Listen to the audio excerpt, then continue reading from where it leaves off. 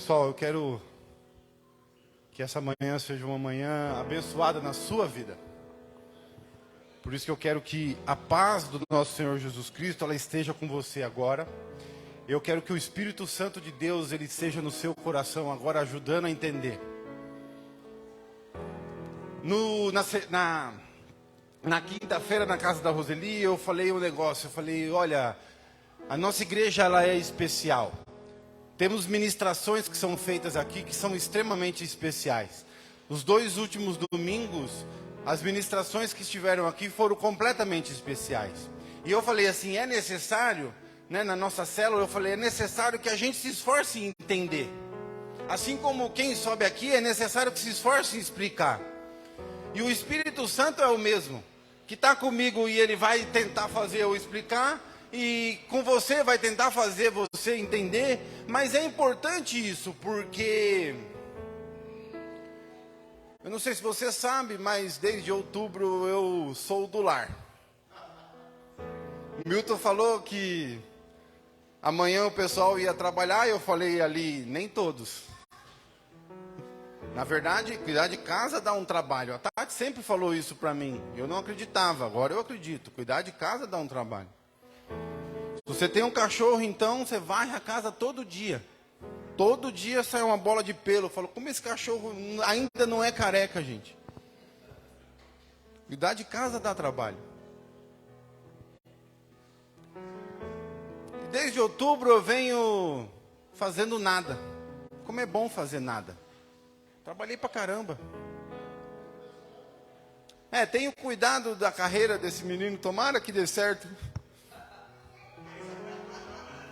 Aí eu posso continuar fazendo nada. Se tem uma coisa prazerosa na vida, gente, é fazer nada. Se você nunca experimentou fazer nada, experimenta qualquer dia desses. É maravilhoso. Aí, ó. Os aposentados que não me deixam mentir. Como é bom não fazer nada.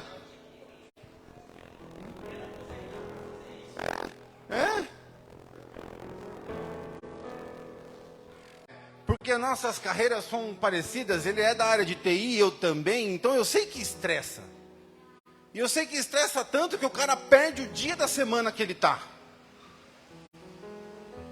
E eu ganhei muitos quilos, tô até emagrecendo agora, mas ganhei muitos quilos. Perdi 2 dentes, ganhei muito estresse, uma calvície já aqui. Você não percebe tanto, mas se você me olhar de trás, você já vai perceber.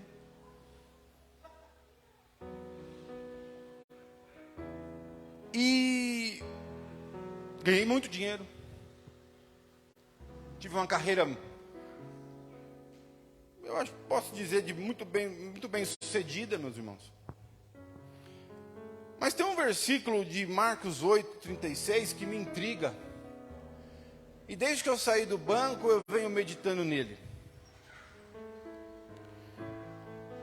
Marcos 8:36 fala de que vale você ganhar o mundo inteiro e você perder sua vida. E muito tempo, sabe, eu olhei esse versículo e eu falei assim, poxa, será que eu posso ganhar o mundo inteiro? Seria ganhar muitas almas e perder a minha própria alma? Acho que cabe isso também, mas você sabe que, pensando bem nesse versículo, eu falei assim, muitas vezes a gente quer ganhar o mundo inteiro, né? A gente quer ganhar todos os melhores serviços, os melhores salários, a gente quer ganhar casas, a gente quer ganhar carros, a gente quer ganhar posses, a gente quer ganhar tudo que os bens materiais podem nos dar, né? E quem não quer? Quem não quer viver uma vida boa? Comer bem, passear, tantos lugares bonitos no nosso país. O Brasil tem tantos lugares bonitos para se conhecer. Não só no Brasil, o mundo inteiro tem tantos lugares bonitos. É legal se conhecer a cultura dos lugares, a beleza. Esse mundo é tão grande.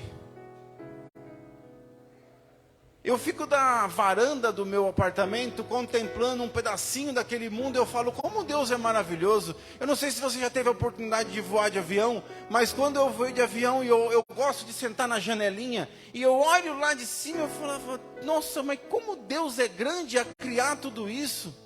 Então é bom, é bonito e é gostoso. E Deus, eu vou falar uma coisa para você, meus irmãos. Deus tem o maior prazer com que a gente se dê bem na vida, que a gente conquiste coisas. Ele tem o maior prazer nisso. Você acha que Deus tem prazer em ver uma pessoa mendigando o pão? Não tem. E o que me intriga é que, se ele tem tanto prazer nisso, o que me intriga é que o que vale então ganhar esse mundo inteiro e perder a alma, perder a minha vida, perder a minha essência, perder a razão da minha existência? E aí eu fico pensando assim, será que eu, então, como eu perderia? Como eu poderia então ganhar o mundo inteiro, ganhar tudo que eu sonho, que eu quero? Como você poderia ganhar tudo que você sonha e no final se perder?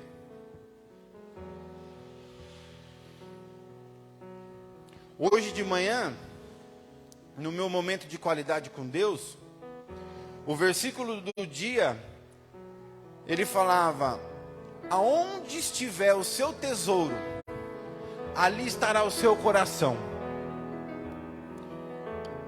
Está lá em Mateus capítulo 6, versículo 21. Aonde estiver o seu tesouro, aonde tiver a coisa que você bota valor, aonde tiver aquilo que você valoriza, ali está o coração. E quando a Bíblia fala do coração, ela está falando da vida. Ela está falando do seu esforço, do seu investimento, da sua prioridade, da sua atenção. E o pastor Milton estava aqui falando sobre os dízimos e as ofertas. E aí ele falava, se você muitas vezes coloca energia em tantas outras coisas, tantas outras coisas, e deixa então um pouco de colocar essa energia, o seu dinheiro, o seu tempo nas coisas que são do alto. E ao pensar nisso que ele estava falando, meus irmãos, veio a entender na minha cabeça aquilo que eu já venho meditando há tanto tempo. O que vale você ganhar o mundo inteiro, mas perder a sua vida? E como que a gente perde a vida? A partir do momento em que as prioridades da vida, elas passam a ficar confusas na nossa cabeça. E aí Satanás é especialista nisso. Porque o que ele puder fazer para confundir a minha mente, a sua mente, em prol de que a gente confunda o real propósito da vida, ele vai fazer. E eu acredito que Satanás, nos dias de hoje, ele está muito satisfeito com o resultado que ele tem obtido. Eu não sei se você já parou para pensar nisso. Mas eu venho pensando que a busca pelos bens materiais, ela está tirando muita gente do propósito real da nossa vida.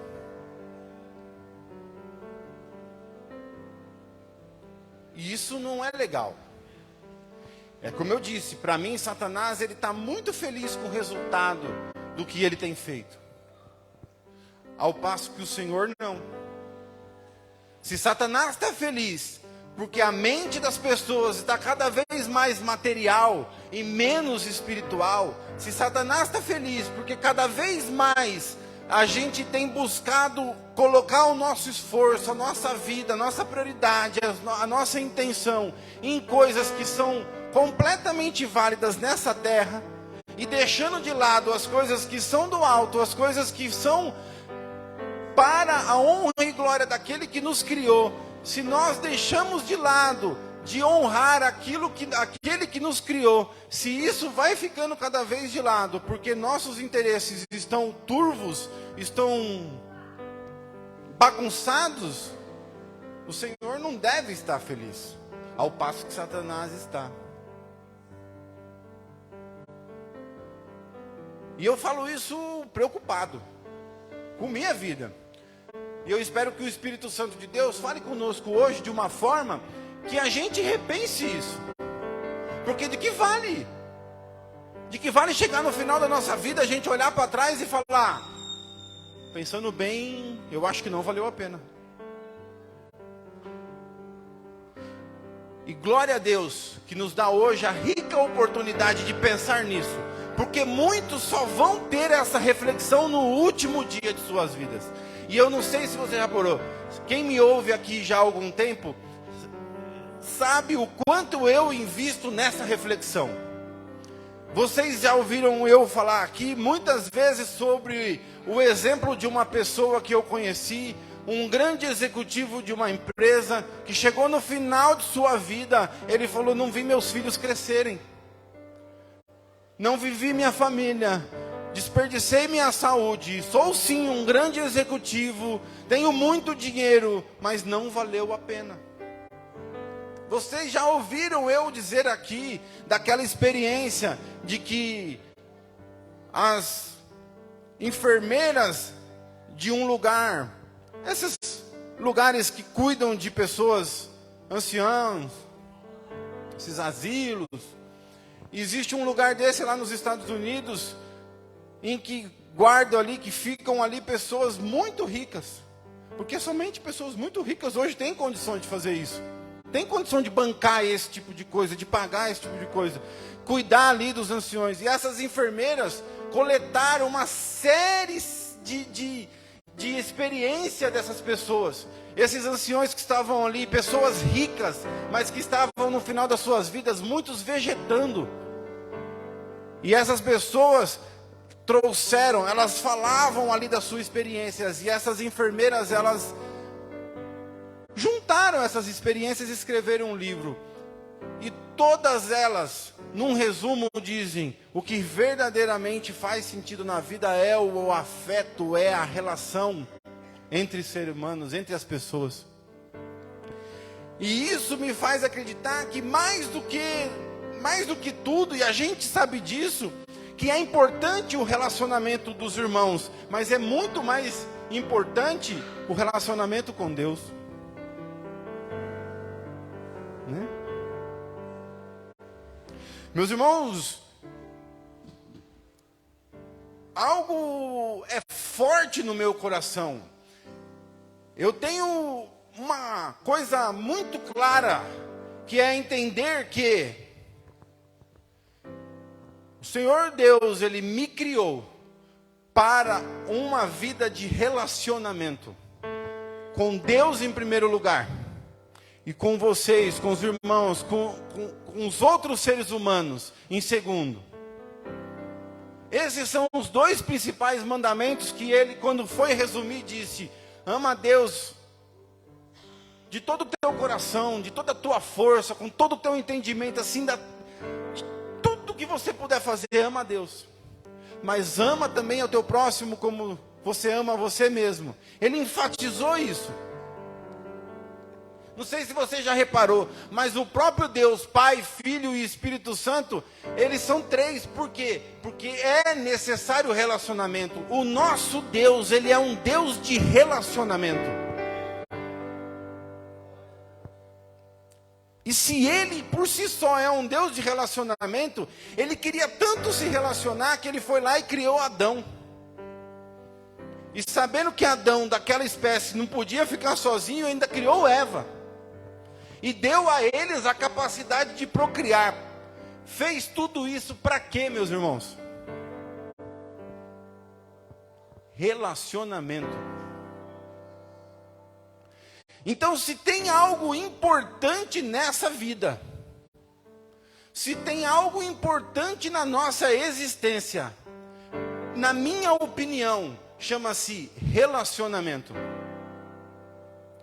E eu sempre fui, melhor dizendo, eu fui uma pessoa de difícil relacionamento. Era chato, encrenqueiro, briguento, gostava de uma confusão. Aí mexer, é que meu irmão não está aqui, vai mexer com o meu irmão que você vai ver outra pessoa.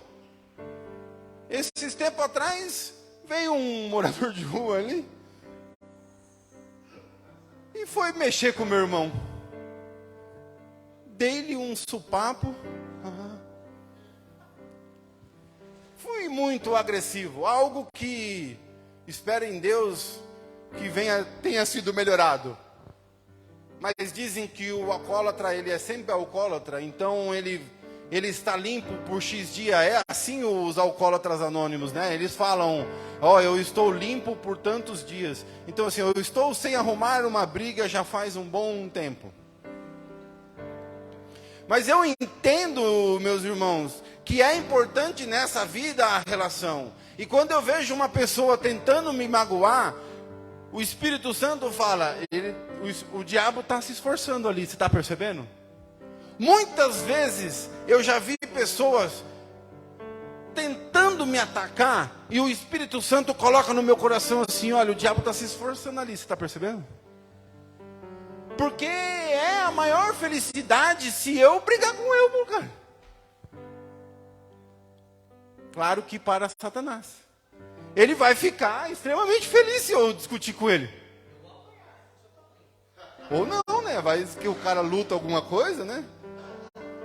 Hoje em dia tá difícil. Mas vai ou não vai? Se ele vê os irmãos da igreja ainda se pegando, cara, é uma satisfação sem tamanho, cara. E hoje em dia a gente discute por qualquer coisa. Desde que inventaram a tal rede social, os aplicativos de mensagem de texto, e nós como brasileiros, da língua portuguesa, uma das línguas mais complicadas do mundo, é a nossa língua. É uma das mais complicadas. Uma vírgula faz toda a diferença no sentido de uma frase. E nós não somos bons. Nós não somos bons de português. Daqui as professoras que não vão deixar eu mentir.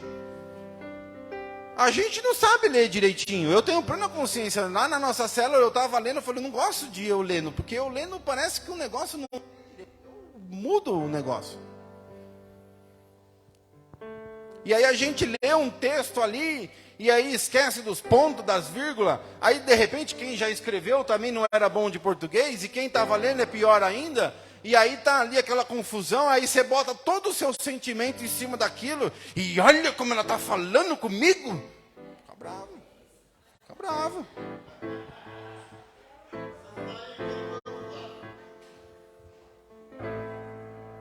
Se você for fazer uma DR pelo WhatsApp, manda pelo menos um áudio, porque aí a pessoa pelo tom de voz, já dá para... Se for no texto, meu irmão, não vai funcionar. Vai ser separação na certa. Complicado isso, né? Relacionamento é tudo. E dizia então que o Satanás ele vai ficar feliz, ao passo que Deus não. E Deus nos criou para isso, lá em Adão e Eva. E o que muitos pensam que deixou Deus chateado foi comer da maçã, que era para Adão e Eva não comer, e botam a culpa na coitada da maçã. E a Bíblia nem fala que era maçã, ela fala que era uma fruta. Mas o pessoal olha a maçã e já fala que é a fruta proibida, né? Mas a questão toda ali não estava na maçã. A questão toda ali estava no relacionamento. Porque para um relacionamento precisa de confiança. E quando você chega e fala assim, posso deixar esse copo d'água aqui? Não bebe não, porque eu estou com sede, mas eu preciso ir no banheiro. Quando eu volto, alguém bebeu. Você fala, poxa. Eu falo para você, não come dessa maçã, você vai lá e come. Fala, poxa. Essas coisas abalam o relacionamento. O Senhor nosso Deus se entristeceu pela desobediência. Por quê? Porque abalou o relacionamento. E ali, através daquele ato de desobediência, o pecado vem atrapalhar. E Satanás está ali, a toda hora oferecendo coisas para que a gente deixe de se relacionar. Para que o relacionamento que você tem com o seu irmão seja afetado. Para que você esteja no mundo aí, pensando em várias outras coisas para o seu bem próprio, para o seu bem material, para o seu conforto, e esqueça do que é mais importante, o relacionamento. E aí, você deve estar pensando, aonde ele quer chegar com tudo isso? O Milton, então, que me deu um título, ele falou assim, aonde esse cara quer chegar? Porque o título era outro.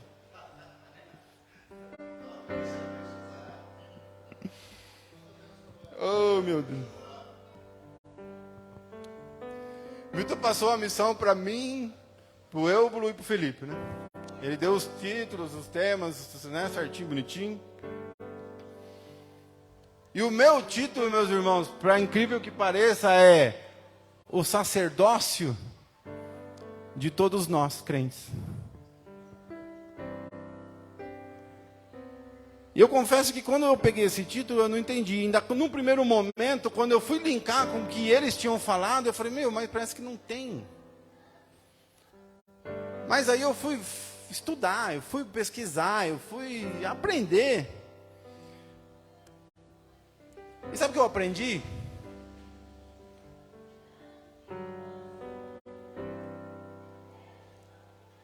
Lá na antiguidade, quando Deus criou o mundo, e aí veio Adão e Eva, dão essa mancada, e o pecado começa a atrapalhar essa relação do ser humano com Deus. O acesso a Deus passa a ficar um pouco complicado. Porque até então a Bíblia diz que quando Deus criou Adão e Eva, todo dia à tardezinha ele ia lá conversar com eles, bater um papo, se relacionar. Porque, como eu disse, meus irmãos, Deus é relacionamento, e ele ia lá bater um papo. Mas a partir do momento que aquela desobediência, aquele pecado, aquela confiança é abalada, as coisas precisam mudar. E essas mudanças, toda a ação tem uma consequência. E tudo que a gente faz, a gente vai arcar com a consequência. O Senhor Deus, Ele é maravilhoso em perdoar todos os nossos pecados.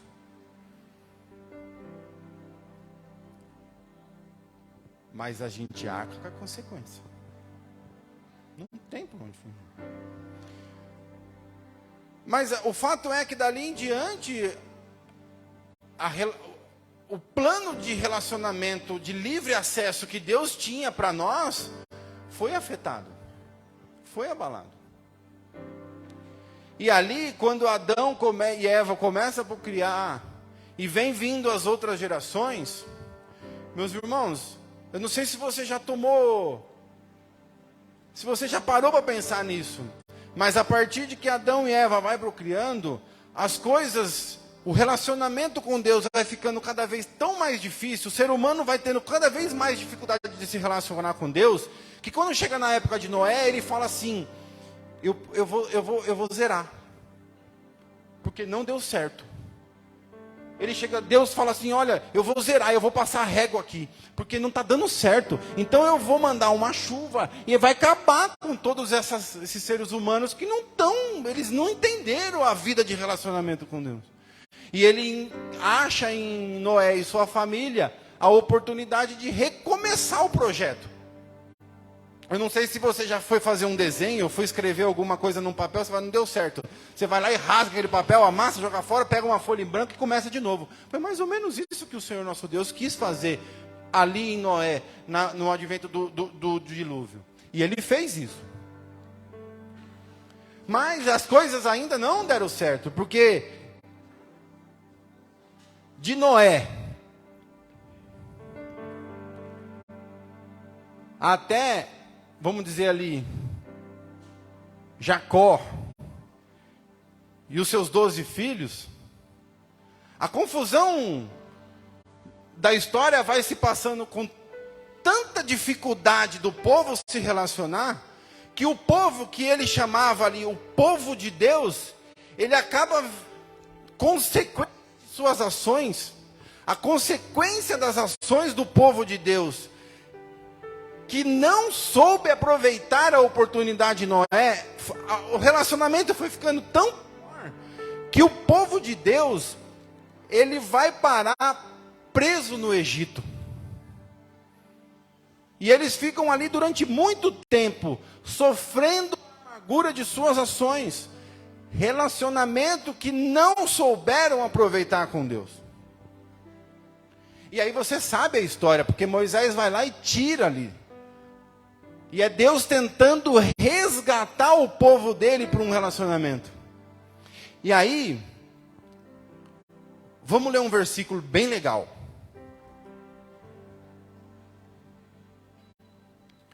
Êxodo.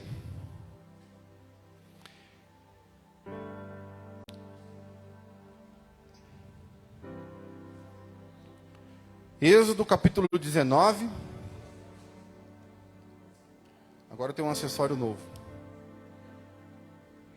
Eu tirei a cordinha, tá? Pra não queimar muito o filme.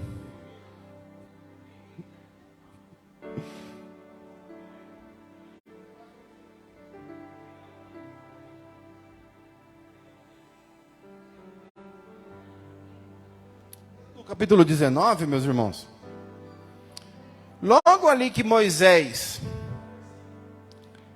Calma que eu vou achar aqui. Vamos no 5. 5 e 6. Mas é só para você entender na história, como eu estava falando. Logo ali que Moisés sai, tira o povo do Egito. As 10 pragas. O povo sai do Egito.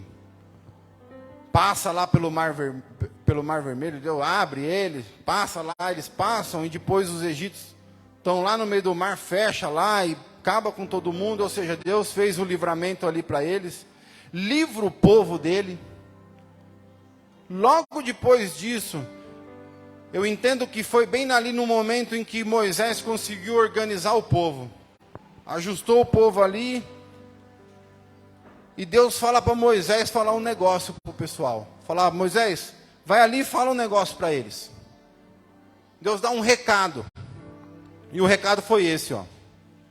Agora, se me obedecerem e cumprirem a minha aliança, vocês serão meu tesouro especial.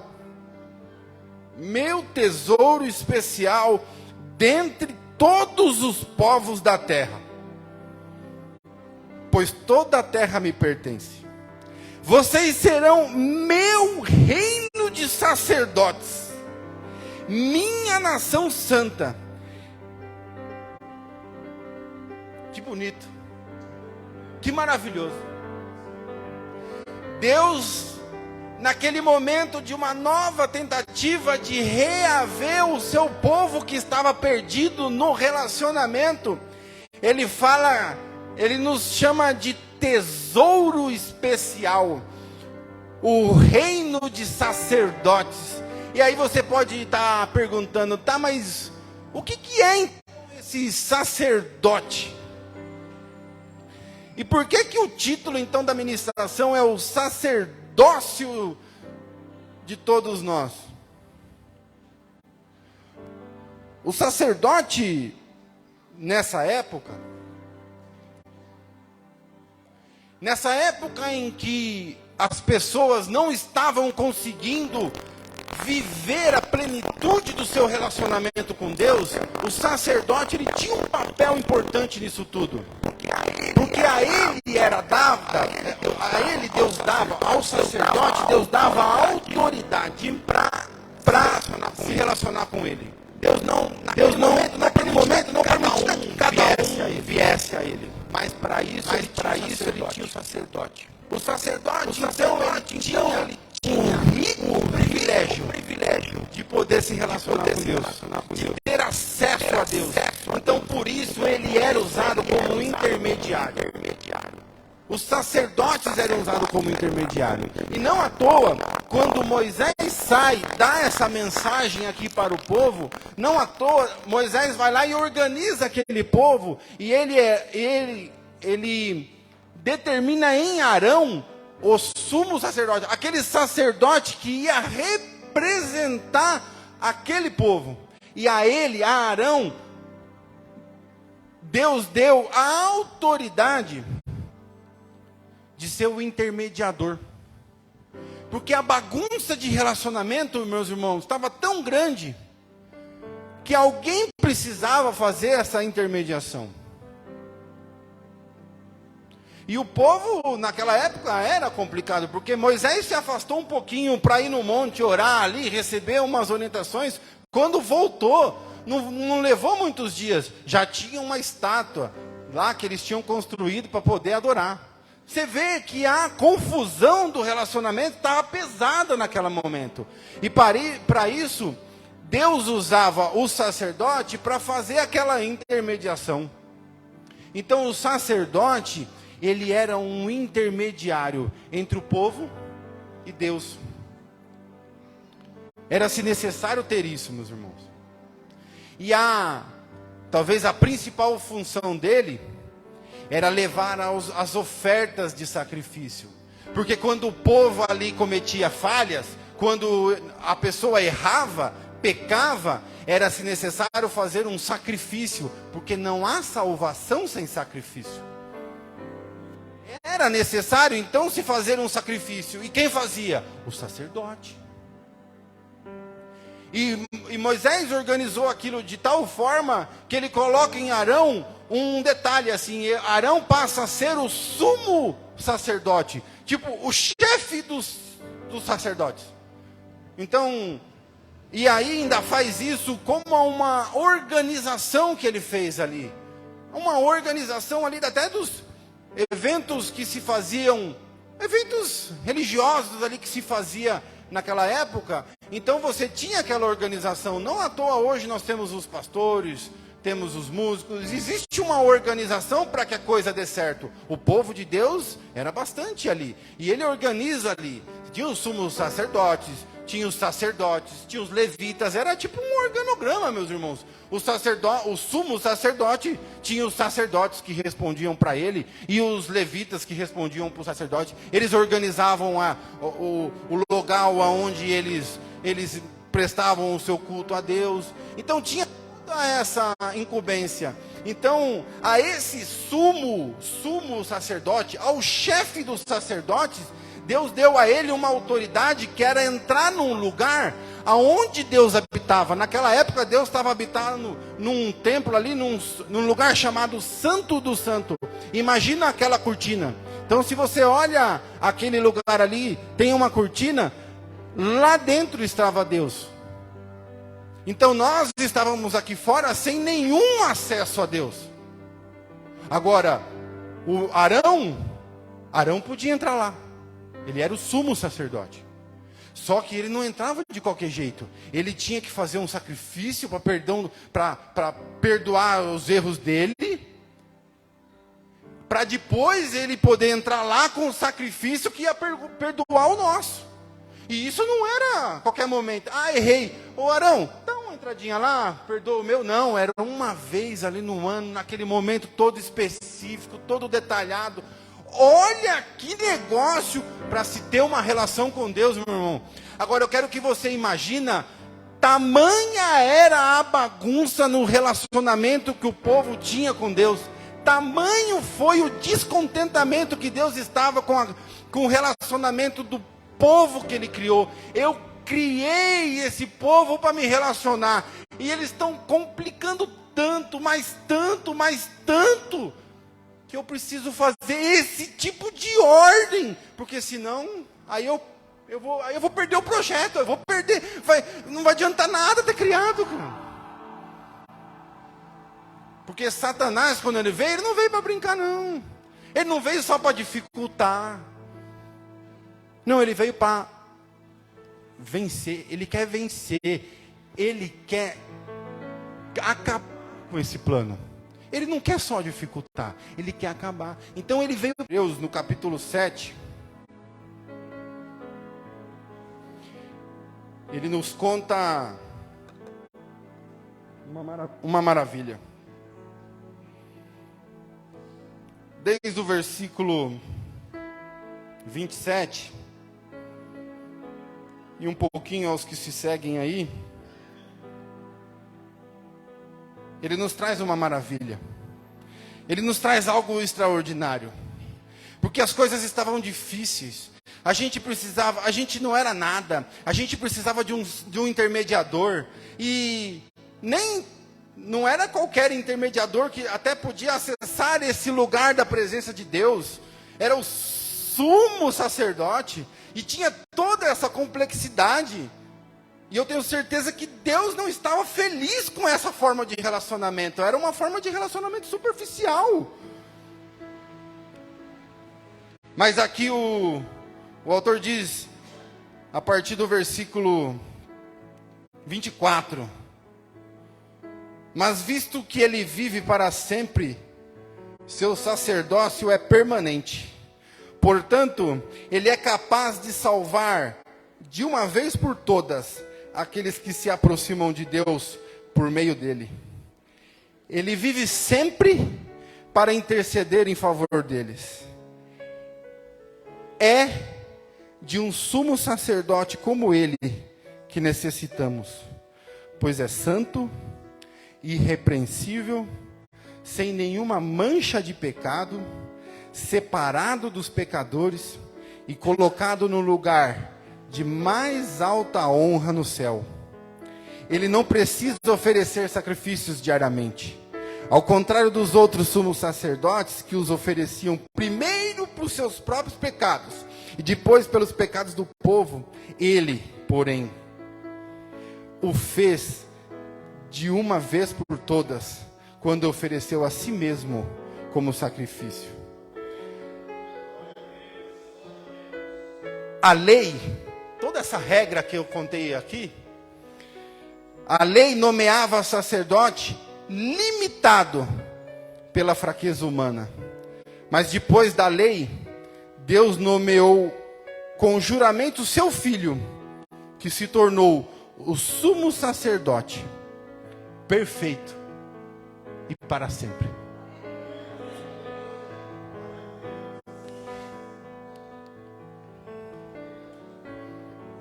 E aí aquela confusão de relacionamento que aquele sumo sacerdote tinha que fazer, e o sumo, por ser o chefe, ele não era perfeito. O interessante, irmãos, como ele não era perfeito, é que se o sumo sacerdote entrasse naquele lugar santo do santo onde tinha aquela tenda, se ele entrasse ali em pecado, ele era fulminado ali, ele morria. E sabendo disso, o pessoal amarrava uma corda nele, no pé. Amarrava uma corda e o cara entrava. Se ele morresse, a gente puxava. Por quê? Porque se o sumo sacerdote entra e morre, nem nós aqui, os sacerdotes aqui, nós não podíamos entrar. Que dirá o povo? Porque se o sumo sacerdote morreu, nós não podíamos. Então, a gente puxava, pelo menos, fazer um enterro digno do cara. Era difícil. Mas Jesus vai lá e se sacrifica por mim e por você. E quando Jesus se sacrifica, eu tenho duas lições no sacrifício de Jesus. Porque primeiro ele vai lá e fala assim, ó, parou. Agora é tete a tete. Agora vocês são realmente o meu reino de sacerdotes. Eu dou a vocês todos o privilégio de ser um sacerdote. E quando a gente tem o privilégio de ser um sacerdote, a gente tem o privilégio de se relacionar com Deus, que antes eles não tinham. Porque a confusão era tanta, e a necessidade de sacrifício, e que se não bota uma ordem, ia ficar complicado. Mas para nós, irmãos, depois que Jesus Cristo morreu naquela cruz, nós passamos a ter o direito de ser sacerdotes. Nós passamos a ter o direito deste rico privilégio de se relacionar com Ele direto. Não precisamos de um intermediário. A mim, a você é dado esse privilégio de ser sacerdote. E também não precisamos mais de um sumo sacerdote. Porque você sabe que quando Jesus Cristo morreu naquela cruz, o véu, você já ouviu falar isso? O véu, ele se rasgou. A partir daquele momento, o acesso àquele lugar onde Deus estava, se abriu para todos os que acreditarem no sacrifício de Jesus. Isso é maravilhoso.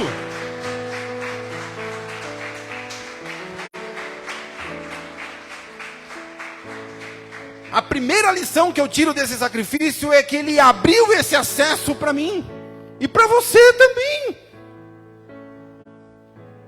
Mas aí você pode perguntar, e aí a gente não... Como ficam os erros, as falhas que a gente comete? E eu não sei você, mas eu cometo. E aí, como fica isso? O sacerdote antes levava lá o sacrifício. O sumo sacerdote levava lá o sacrifício. Como fica isso? Jesus fez esse sacrifício. E por ele ser perfeito, porque o sumo sacerdote não era. O sumo sacerdote tinha que amarrar a cordinha. Porque se ele vacilasse, a gente puxava ele. Mas Jesus não precisou de cordinha. Jesus, ele fez isso por ser perfeito e para sempre. Ele fez para valer para sempre. Uma única vez. Eu fico imaginando os cordeirinhos, devem ter ficado felizes com isso, porque a raça para ficar em extinção rápida seria os cordeirinhos, né? Nos dias de hoje, os branquinhos então seria a raridade. Nós devíamos trabalhando com um marrom clarinho, um beijinho, porque os branquinhos... Abre-se o acesso, meus irmãos. E agora nós temos a rica oportunidade de se relacionar com ele de novo. Não existe mais essa burocracia. Nós estamos aqui na igreja, as pessoas olham os nossos pastores, eles são os nossos sacerdotes. Eu não sei se você entendeu, mas eles não são os nossos sacerdotes. Ele é o pastor. Sacerdote assim como eu sou, como vocês são. Não existe diferença. Ele não é sacerdote, não é sumo, ele é tão sacerdote quanto eu e você. Porque ao sacerdote dava-se o privilégio de ter um relacionamento direto, e agora esse privilégio é meu também. Agora existe uma organização, é como eles faziam. Eles tinham uma organização na igreja. Tinha os sacerdotes, os levitas, aqui também. Nossos levitas, olha ó, um ali em pé cuidando da porta, outro aqui cantando, tocando. A gente também tem essa organização, mas não existe neles nenhum privilégio a mais do que tem comigo. Eu me relaciono com Deus, tanto quanto eu, pelo que é um tecladista, tanto quanto o Milton, que é o pastor. O acesso é dado. Agora nós não podemos mais perder isso. Porque a Bíblia diz que é uma vez. Nós lemos juntos. Ele fez isso por uma única vez. Não haverá outro sacrifício. Esse é o sacrifício que nos deu esse direito de ser o sacerdote. E por isso o sacerdócio de todos nós é a oportunidade que nós temos de nos relacionar. E algo mais importante do que se relacionar com Deus... Se alguém tiver algo que julgue ser mais importante do que isso, poxa, compartilha com a gente, para a gente ver se faz sentido, porque se posso eu estar enganado, mas do contrário eu não vejo nada que seja mais importante do que isso, meu irmão, minha irmã. E aí eu digo para nós aqui, se isso é o que realmente importa, se esse era o plano de Deus lá em Adão e Eva, lá em Noé, lá em Moisés, se esse era o plano de Deus e vem se estendendo até hoje, se Deus entrega seu filho para um sacrifício que vai, além de nos tornar o acesso ao relacionamento direto com Ele, ainda perdoa os nossos pecados, as nossas falhas. Então Ele abre tudo e fala, agora agora é com você. É você que sabe. Você quer priorizar isso? Ou você quer priorizar outras coisas? E aí eu te digo, meu irmão, não estou falando para você, largue tudo e venha para viver com Deus. Não largue tudo, pegue tudo e viva para Deus. No seu trabalho, trabalhe para Deus. Eu falo para o Kaique tem um objetivo dele de ser um jogador de futebol. E uma vez ele pegou e falou para mim, se meu objetivo é ser um jogador de futebol, nós ajustamos o objetivo dele. Nós ajustamos, né, Kaique?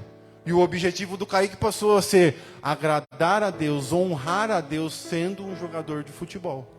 Mudou. Mudou.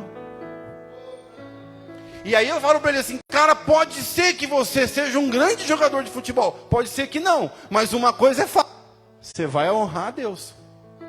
Você vai agradar a Deus. Então eu não sei o que você... O Vanderlei está ali na lida, guiando, dirigindo.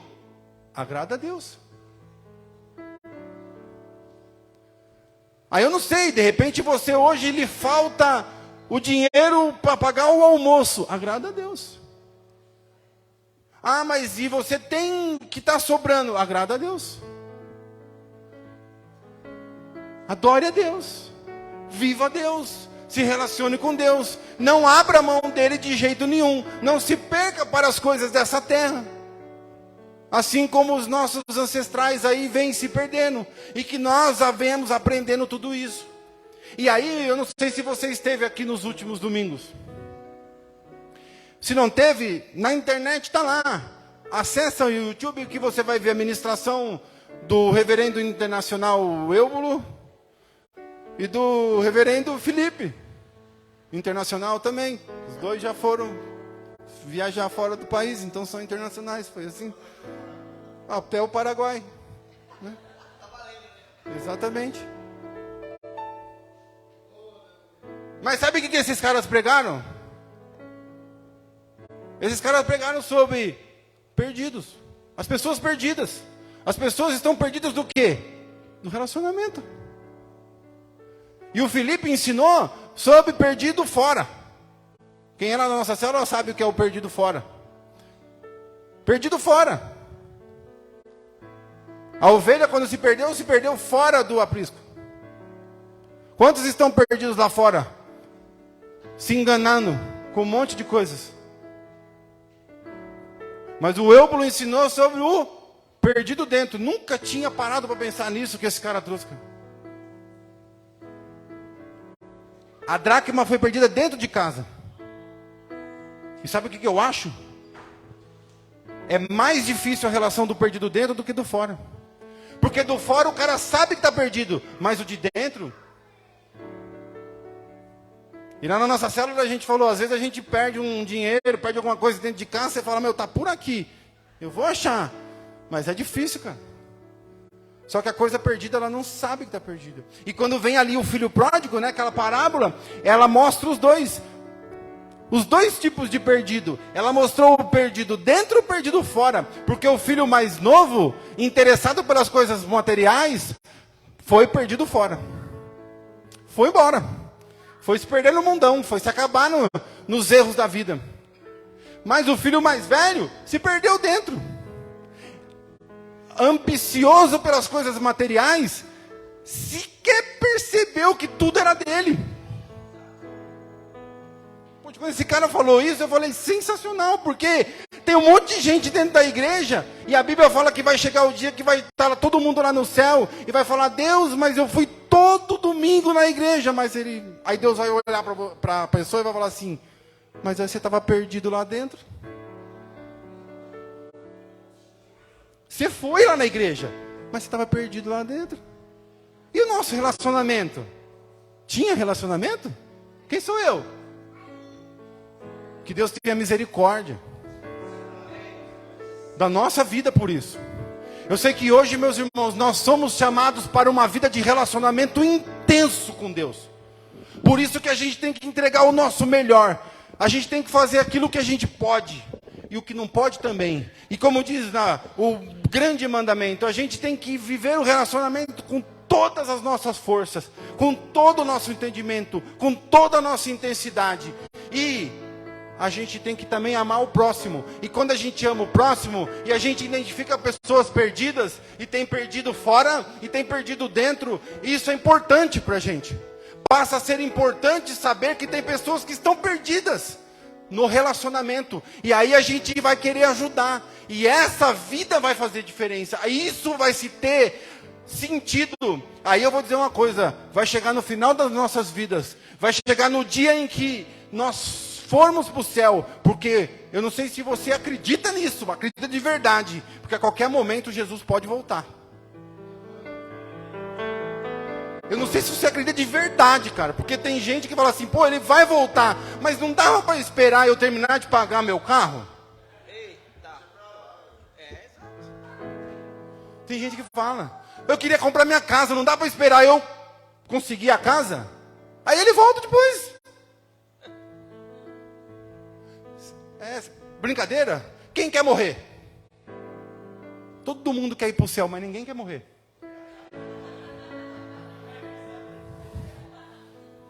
É melhor esperar, né?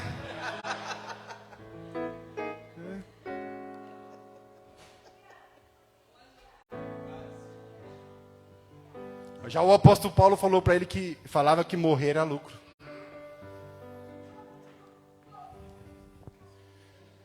Brincadeira à parte. Mas pensa nisso. Pensa se você tem medo da morte. A morte hoje é o acesso mais rápido à grande promessa de viver no céu com Deus.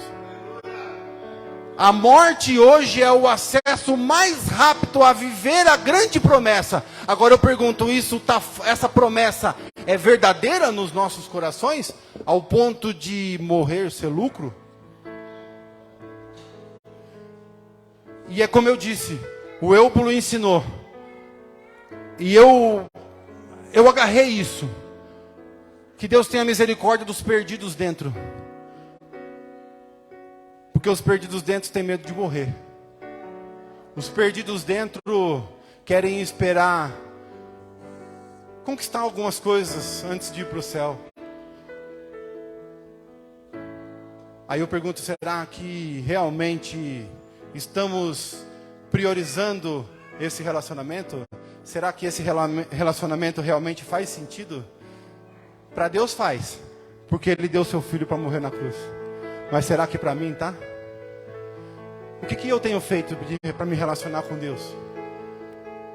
O que o Espírito Santo de Deus está colocando no seu coração agora para falar assim, ó, faz tempo que você não faz? O que o Espírito Santo vai colocar? E na oração que nós vamos fazer agora, o que você vai pedir para Deus?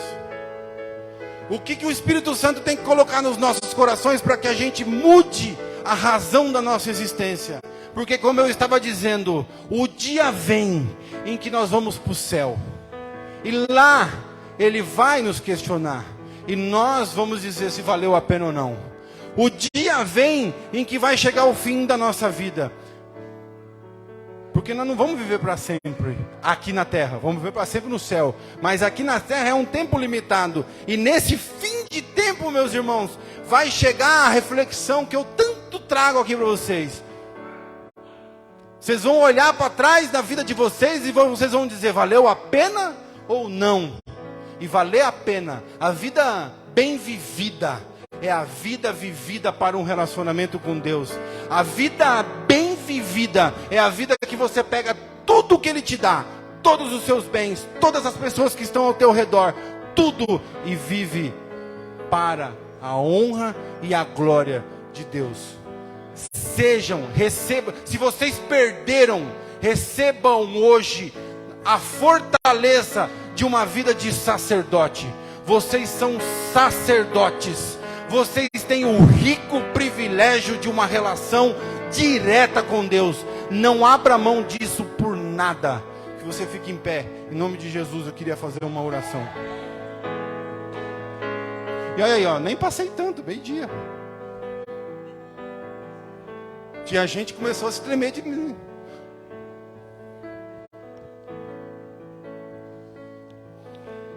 Irmãos, é uma rica oportunidade que nós temos, porque nenhum de nós aqui está num leito de enfermidade, num hospital, desenganado pelo médico, para fazer essa reflexão. Mas todos nós estamos aqui, por probleminha de saúde, mas estamos vivos.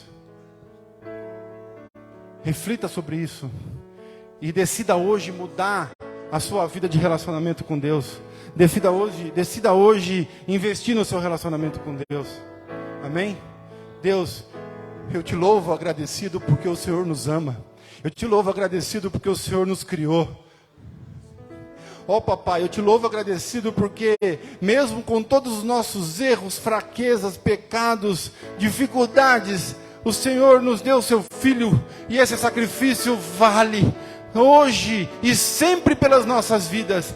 Esse sacrifício, Deus, eu te louvo e te agradeço, porque esse sacrifício, ele perdoa as minhas falhas, e esse sacrifício me dá um livre acesso ao Senhor. Esse sacrifício me dá hoje o privilégio que só os sacerdotes tinham. Então hoje eu posso dizer, Deus, que eu sou um sacerdote. Hoje eu estou aqui na frente de um monte de gente aqui, Deus, que também são sacerdotes. Deus, existem muitos sacerdotes lá fora que não estão conscientes de que tem esse rico privilégio de se relacionar com o Senhor. Tem muitos dentro da igreja que estão enganados, que estão como o filho mais velho ali que estava enganado, não tinha noção de que tudo que o pai tinha era dele. Porque as coisas do pecado, as coisas deste mundo, as ganâncias, elas nos cegam a entender, a ver até as verdadeiras bênçãos que estão na nossa frente. E nós muitas vezes deixamos, meu Deus, de viver o teu melhor, porque esquecemos das prioridades e nos distraímos com coisas gostosas momentâneas. Deixamos de viver as maravilhas eternas por coisas gostosas momentâneas. Pai, tenha misericórdia de nós. Que o teu Espírito esteja conosco nesta manhã. Que o Senhor fale nos nossos corações. Que nos ensine cada vez mais a ter sabedoria. E que possamos com essa sabedoria entender os teus propósitos. Entender e se relacionar cada vez melhor contigo. Que o Senhor, que a minha relação contigo seja um propósito de vida. Que nada mais seja importante na minha vida que a minha relação com o Senhor. Que não exista nada nessa terra que possa ocupar este espaço. Deus, tenha misericórdia do teu povo. Somos raça eleita, sacerdócio real, nação santa, propriedade exclusiva do Senhor. Somos gratos a ti, Jesus, tremenda misericórdia. Exaltaremos seu nome sobre todas as nações. Somos gratos a ti, Jesus, tremenda misericórdia. Exaltaremos teu nome sobre todas as nações. Que toda a armadilha de Satanás seja caída por terra hoje. Ó Pai, em nome de Jesus, que as ações do inimigo sobre a vida dessas pessoas estejam sendo aniquiladas hoje. Que Satanás não tenha poder sobre elas. Ó Espírito Santo de Deus, que o Senhor esteja fazendo cada vez mais guarida em cada vida, cada coração aqui. Que a tua bondade, o teu amor, a tua misericórdia possa nos alcançar em tudo, em todos os dias, dentro da nossa jornada.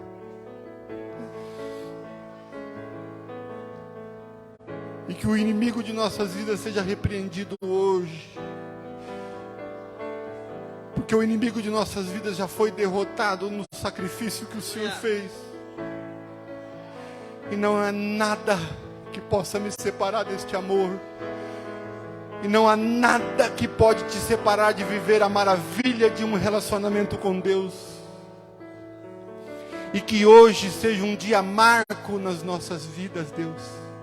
Seja um dia em que nós vamos viver, a partir de hoje, uma novidade de relacionamento contigo. Um relacionamento intenso, de amor, com Deus da nossa criação. Eu não sei o que tem impedido a sua adoração. Eu não sei o que tem impedido a sua condição de relacionamento. Mas o que eu sei é que o meu Deus, nosso Deus Criador, Ele está jogando por terra. Ele está afastando da sua vida toda a ação do inimigo que tem atrapalhado a sua vida de relação. Agora depende de mim e de você